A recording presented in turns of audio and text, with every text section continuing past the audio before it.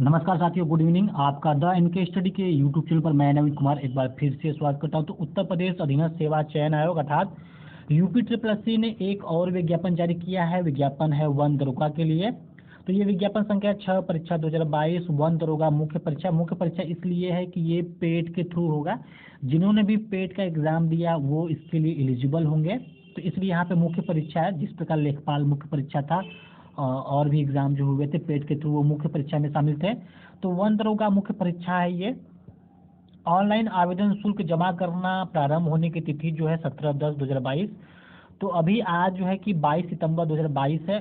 जो है कि लगभग एक महीने के बाद ही ये जो है कि ऑनलाइन आवेदन शुल्क जो इसमें जमा किया जा सकेगा और आप ऑनलाइन आवेदन कर सकते हैं 17 अक्टूबर 2022 से। ऑनलाइन आवेदन शुल्क जमा आवेदन सबमिट करने की जो अंतिम तिथि है 6/11/2022 है और शुल्क समायोजन एवं आवेदन में संशोधन की जो अंतिम तिथि है 13/11/2022 है। तो 3 डेट आपको याद रखना है कि ऑनलाइन प्रक्रिया कब से स्टार्ट हो रही है। 17/10/2022 से ऑनलाइन प्रक्रिया स्टार्ट हो रही है। ऑनलाइन प्रक्रिया स्टार्ट होने के बाद भी आप शुल्क जमा कर सकते हैं, लेकिन जो है कि शुल्क जमा करने का एक निर्धारित डेट रखा गया जो कि 6/11/2022 है। उसके बाद जो है कि आप सबमिट कर सकते हैं, चाहे तो ये प्रक्रिया एक ही दिन में पूरा कर सकते हैं। फिर उसके बाद आवेदन में संशोधन करने की अंतिम तिथि 13/11/2022 है। तो और भी क्या इसके और प्रक्रिया है, कैसे क्या क्या इसमें शामिल रहेगा, इसकी एलिजिबिलिटी क्या रहेगी, फीस कितना रहेगा, उम्र कितना रहेगा, सारा डिटेल देख लेते हैं। तो वीडियो को जरूर से लाइक करें।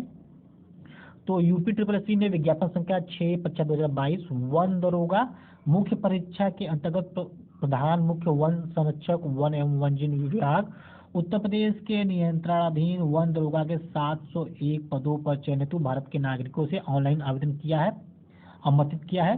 तो वन दरोगा मुख्य परीक्षा हेतु अभ्यर्थियों की शॉर्ट लिस्टिंग उनके प्रारंभिक अर्हता परीक्षा अर्थात पेट 2021 के स्कोर के आधार पर की जाएगी। अतः इस परीक्षा में प्रतिभाग हेतु केवल वही अभ्यर्थी ऑनलाइन आवेदन कर सकते हैं जो प्रारंभिक अर्हता परीक्षा 2021 अर्थात पेट 2021 में सम्मिलित हुए हैं एवं उन्हें आयोग द्वारा स्कोर कार्ड जारी किया गया था। जो आपका जो है कि स्कोर कार्ड है पेट का।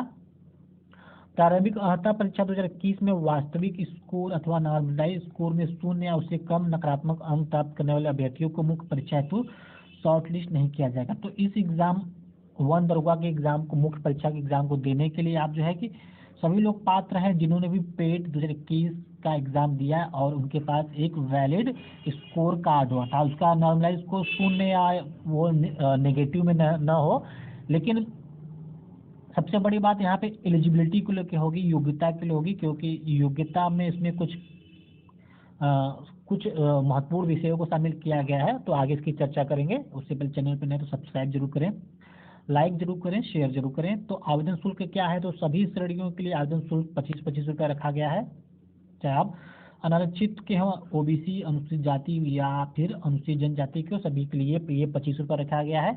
उसके बाद जब शॉर्ट लिस्ट का जो है कि कट ऑफ आ जाएगा, आयोग द्वारा जारी किया जाएगा, तब एक और जो है कि फीस पेमेंट होगा। वो फीस पेमेंट होगा 200 रुपये का। जिस प्रकार लेखपाल में फीस पेमेंट 200 रुपये लिया गया था, उसी प्रकार फिर कट ऑफ आने के बाद जब फिर से एडमिट कार्ड के लिए जब आपको फॉर्म भरवाया जाएगा तो यहाँ पे 200 रुपये का शुल्क होगा।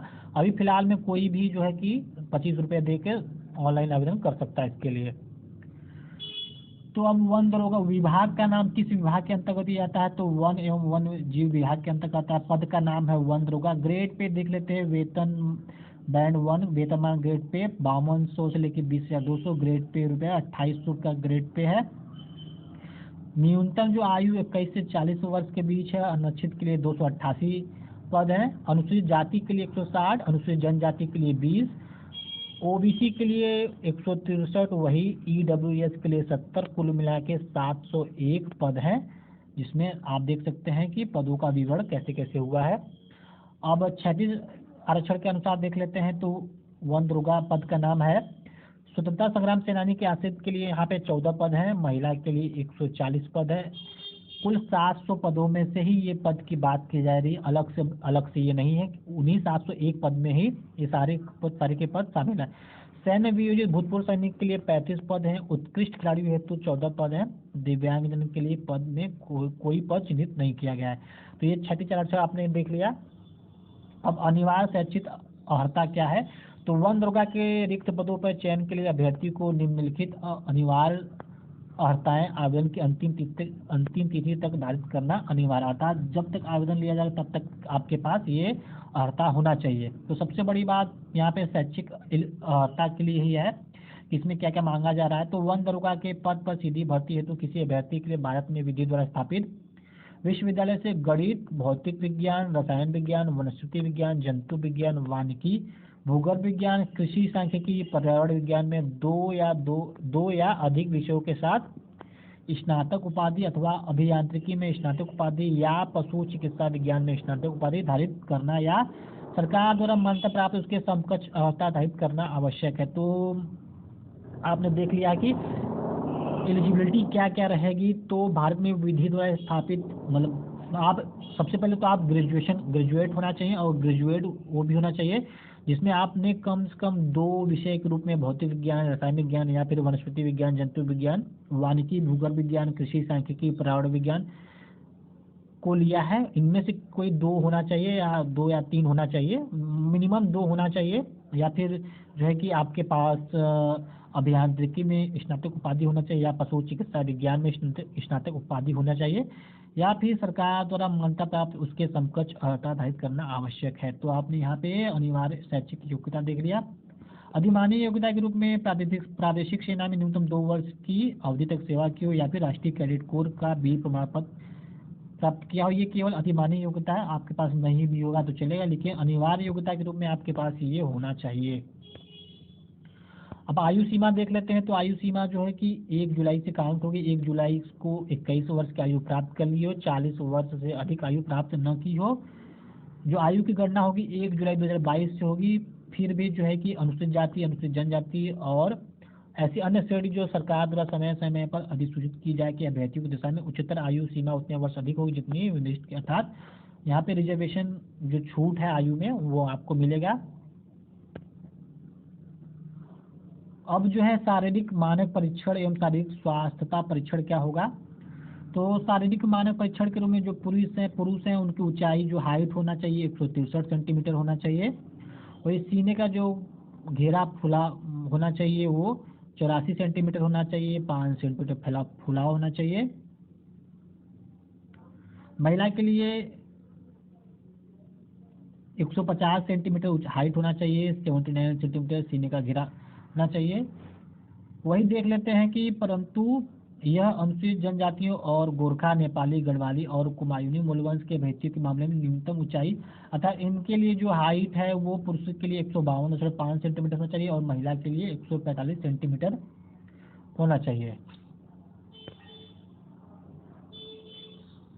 अब शारीरिक मानक नियम में कुछ है कि पुरुष अभ्यर्थियों से 4 घंटों में 25 किलोमीटर की और महिला अभ्यर्थियों से 4 घंटों में 14 किलोमीटर की पैदल चाल परीक्षण में अर्हता प्राप्त की जानी चाहिए। जिस प्रकार ये फॉरेस्ट गार्ड जो है कि अभी फॉरेस्ट गार्ड का एग्जाम हुआ है उसमें भी वही जो है कि रूल थे कि 4 घंटे में 25 किलोमीटर आपको दौड़ना है या फिर रनिंग करना है, मतलब 4 घंटे में आपको पूरा करना है।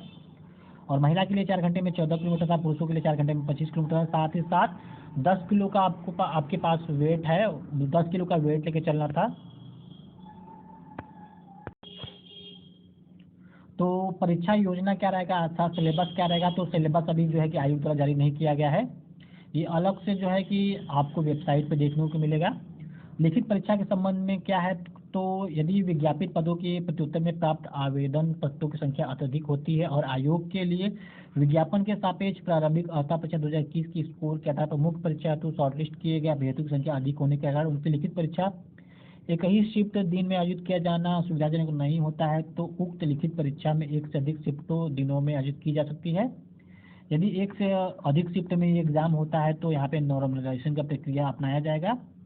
वन दरोगा की लिखित परीक्षा है तो विज्ञापित पदों के सापेक्ष श्रेणीवार 15 गुना अभ्यर्थियों को जो है कि बुलाया जाएगा। उनके परसेंटाइल के आधार पर अर्थात अंक के आधार पर 0.2 स्थान तक दायित्व करने वाले समस्त अभ्यर्थियों को सम्मिलित करते हुए को मुख्य परीक्षा को शॉर्टलिस्ट किया जाएगा।